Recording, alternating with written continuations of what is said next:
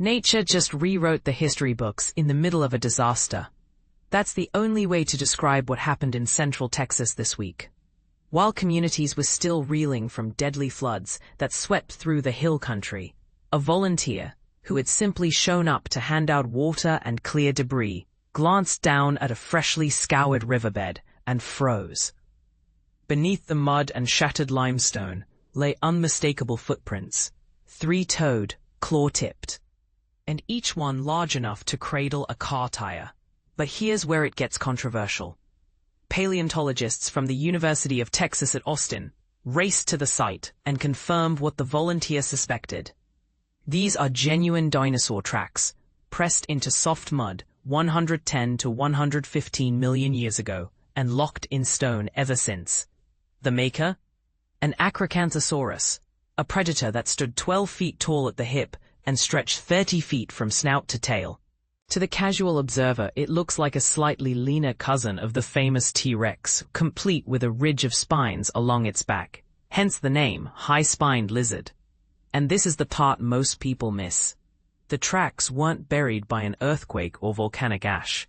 They were hidden by nothing more exotic than ordinary dirt, gravel, and tangled tree roots, materials that the recent floodwaters peeled away like a scab, revealing the stone canvas beneath. In other words, a modern tragedy became an accidental time machine. What the scientists saw, Dr. Elena Morales, a vertebrate paleontologist with UT's Jackson School of Geosciences, says the prints are museum grade. Each track is roughly 18 inches long, with clear claw impressions and skin striation details so fine you can almost count the scales. The stride length suggests the animal was walking, not running, perhaps patrolling a shoreline that, in the mid-Cretaceous, lay much farther inland than today's Gulf of Mexico. For beginners trying to picture the scene, imagine a warm, swampy delta where crocodiles lurked in the shallows and conifer trees towered overhead. The Acrocanthosaurus steps down, sinks ankle-deep in mud, and keeps moving.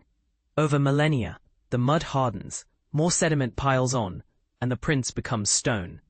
Fast forward 110 million years, and a 21st century storm does in 48 hours what geologic erosion usually needs centuries to accomplish. Why some experts are uneasy. Not everyone is celebrating. A few local landowners worry that the discovery will bring a stampede of fossil hunters, drones, and social media influencers trampling fragile riverbanks. Others argue that the tracks should be cut out and trucked to a museum before the next flood reburies or destroys them.